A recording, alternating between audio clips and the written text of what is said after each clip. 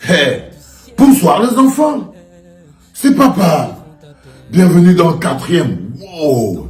Bienvenue dans le 4e podcast de la journée, les enfants. Bienvenue à la clinique. Les enfants, est-ce que quelqu'un peut dire à tous ces jeunes écans qui viennent chercher l'asthme, parce que c'est l'asthme que vous venez chercher dans la clinique là, qui viennent chercher l'asthme sur mon mur là, que mon mur n'est pas le mur des lamentations. Est-ce que quelqu'un peut expliquer à ces jeunes écans en perdition qui viennent risquer l'asthme sur mon mur que la clinique n'est pas le mur des lamentations? Valsero, toi-même tu sais que Amouro Belinga n'est pas coupable. Je sais. Waouh. Valsero, toi-même tu sais que Amouro Belinga n'est pas coupable. C'est Ngongo. Je sais ça comment. Tu me dis que je sais. Je suis au courant. Mon frère, si toi tu sais tellement, pourquoi tu ne parles pas là-bas au CED pour dire ça? Ici c'est la clinique. Ici c'est la clinique. Ce n'est ni le CED, ni la DGRE, ni la gendarmerie. Galax et Toga est là-bas au CED. Va là-bas chez Galax et Toga, mon frère. Ah, on embelle. On embelle, on en a. Va là-bas au CED. Va voir Galax et Toga là-bas. C'est même un Manguissa. Tu lui parles, mon frère.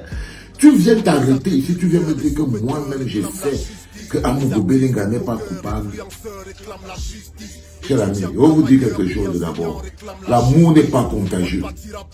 L'amour n'est pas contagieux. Ça veut dire qu'il faut faire très attention.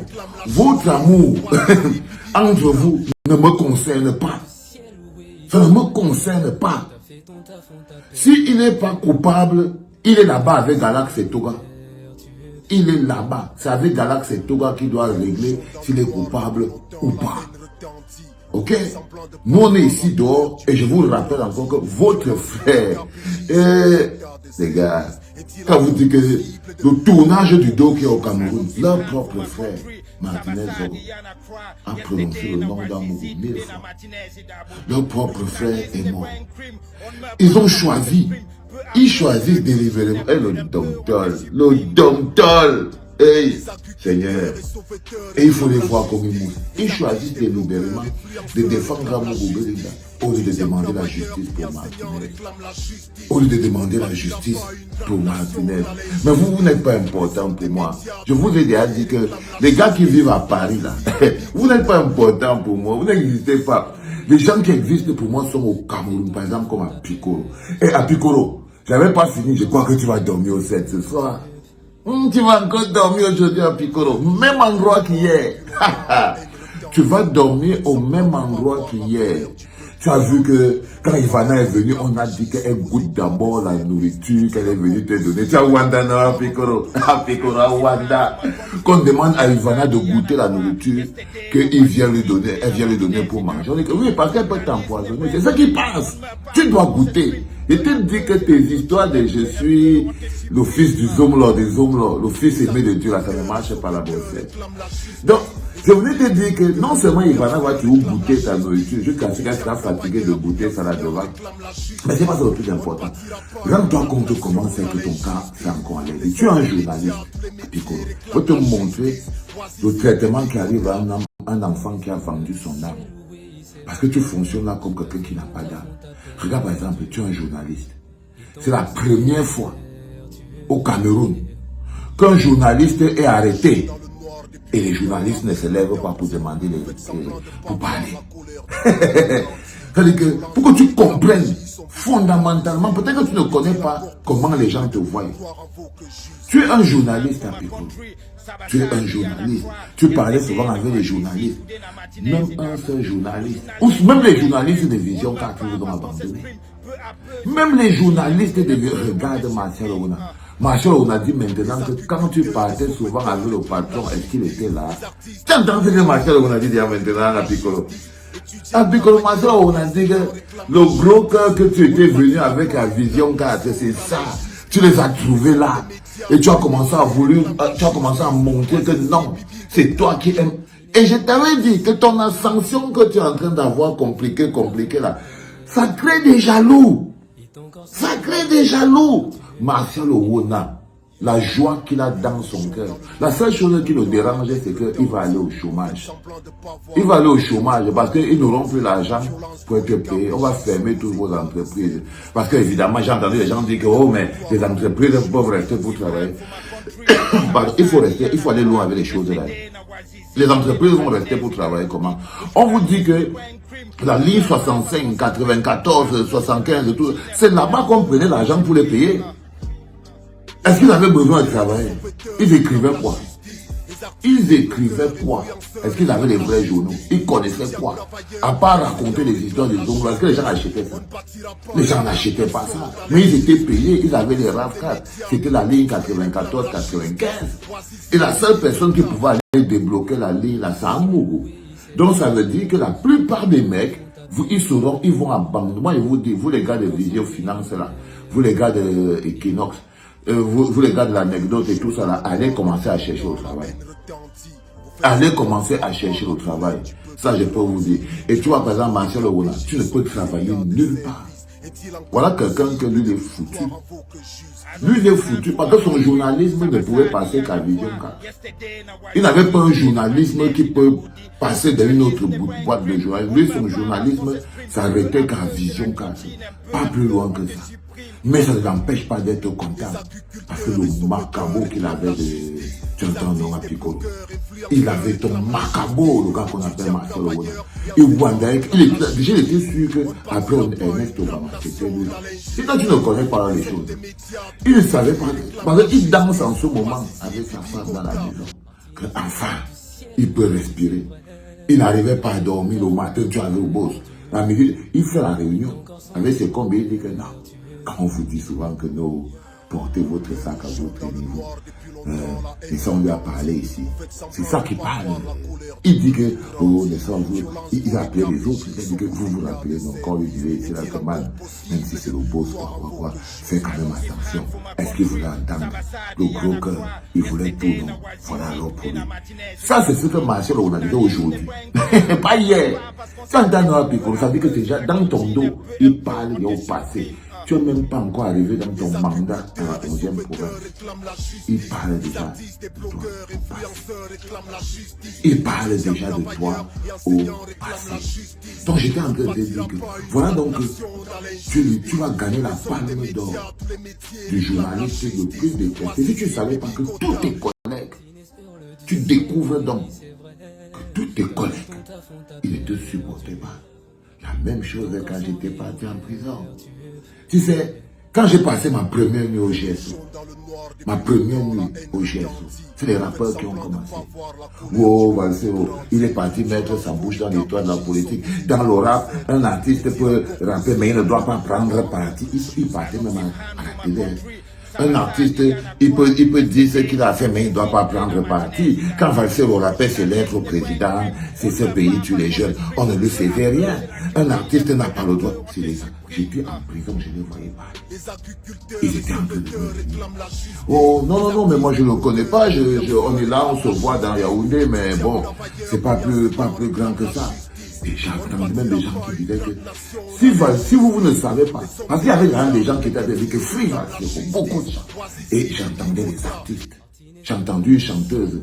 Il y a une chanteuse qui avait écrit sur Facebook que si vous ne savez pas pourquoi on a arrêté Valseo, nous on sait.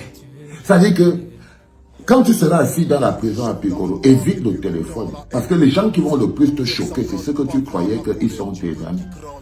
Parce que quand j'ai vu les artistes camerounais, les rappeurs surtout, aujourd'hui ils sont tous au champ, je ne sais pas où ils sont en ce moment.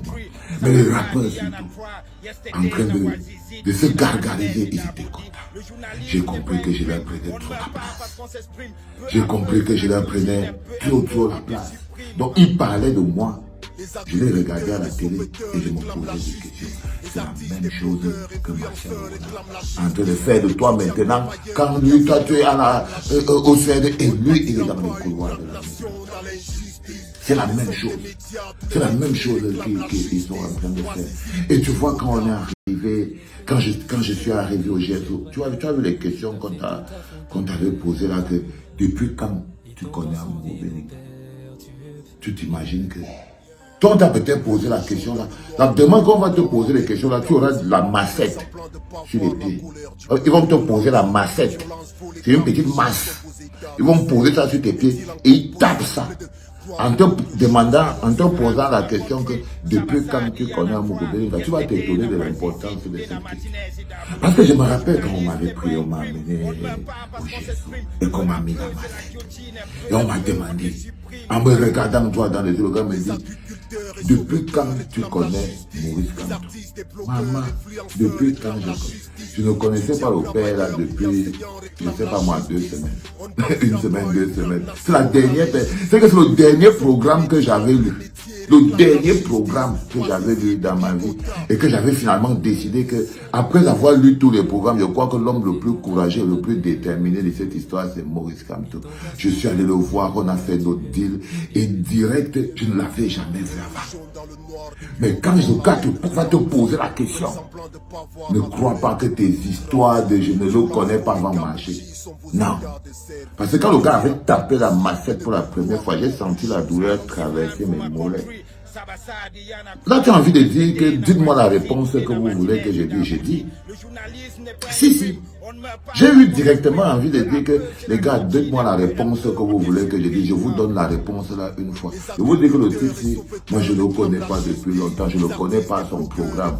Et c'est le programme qui m'intéresse chez l'homme. Ah bon? Et la fameuse réunion. Je dis, ah là là là là là là.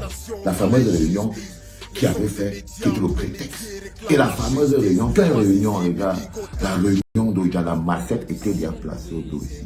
Donc la douleur va remonter, ça vient comme si ça vient vers la nuque ici. Parce que quand la massette monte au niveau du dos, ça ne blague pas. Ça ne blague pas, Piccolo. Donc, quand on va te poser la question, parce qu'on m'avait posé la question, tu étais dans cette réunion, oui ou non? Je dis que je ne connais même pas de quelle réunion il s'agit. On dit que la fameuse réunion de Jack, mon frère, je suis un rappeur, j'habite à Bastos, je vis ma vie comme un prince. Qu'est-ce que j'allais faire dans les réunions à Ouja? Je n'avais même jamais participé à une réunion d'un parti de ma vie.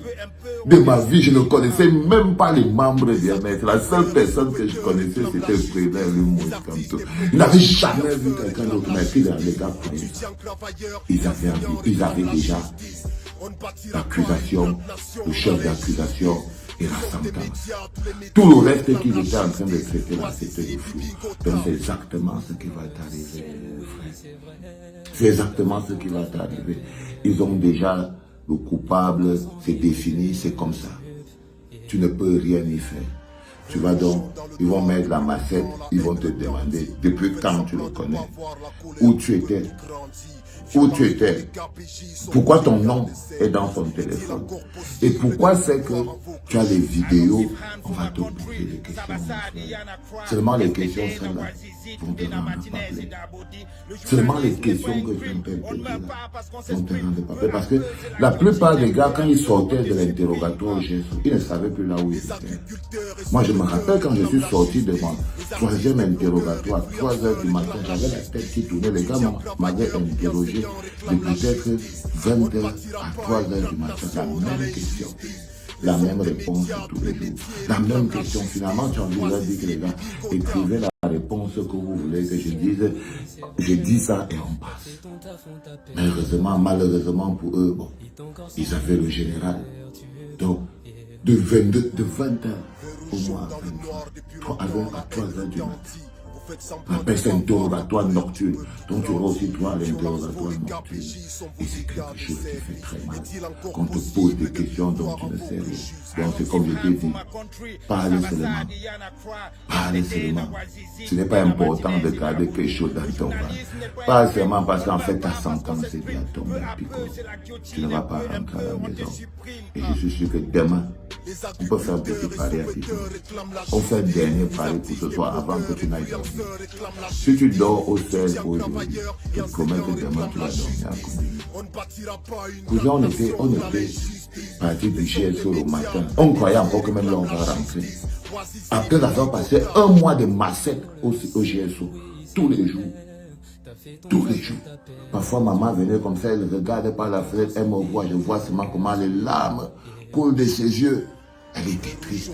Elle venait de faire 6 heures de vol. 6 heures de vol. Elle venait là pour venir voir papa. Elle était toujours là. Et j'espère que ta Ivana là, elle aura la force de maman. Parce que maman, c'est 20 lions. C'est 20 lions, les gars. Moi, je vous dis. Donc, la chance que tu peux avoir, c'est que si Ivana a même seulement les 0,25% du charisme de maman, peut-être que ça peut être moins lourd. Peut-être que ça peut être moins lourd. Mais je te dis que si tu n'as pas la chance là, si Ivana va passer à autre chose, t'es foutu. T'es foutu, mon petit. T'es totalement foutu. Et parce que si maman n'était pas là, mon cerveau est bloc. Comme quoi, les gars, même quand vous partez chercher vos parts de maman, faites très attention. Faites très attention. Si tu ne sens pas l'amour, c'est dans la guerre. Non? Parfois, je restais comme ça et me disais que, mais la maman là où elle est en train de descendre de l'avion, là, est-ce que la police ne va pas l'arrêter? J'étais quelqu'un qui était quand même, c'était quand même de grosses condamnations. Il y avait la condamnation à vie derrière. Elle n'avait pas peur de ça. Pas du tout. Elle venait toujours. Ça, c'est le pouvoir de la justice et de la vérité. Comment tu vas donc expliquer? Vous êtes accusé d'avoir tué quelqu'un. Donc, je voulais te dire ce soir avant d'aller dormir, et vous aussi, avant que vous n'alliez dormir, que demain, le petit, il va certainement dormir à la 11e province. Si vous comprenez le process de ce que je suis en train de faire, ça veut dire que vous êtes vraiment des petits enfants de la clinique. Passez une bonne nuit, ok? Brossez-vous les dents. N'allez pas dormir sans brosser les dents. Hein? On brosse les dents au calme et tout. Pyjama, ceux qui n'ont pas de pyjama, c'est pas grave. Glissez sous la couette et rendez-vous demain quand il sera 8 heures. Ce sera pour le premier podcast de la journée. Allez, bonne nuit les enfants. Waouh, c'était papa.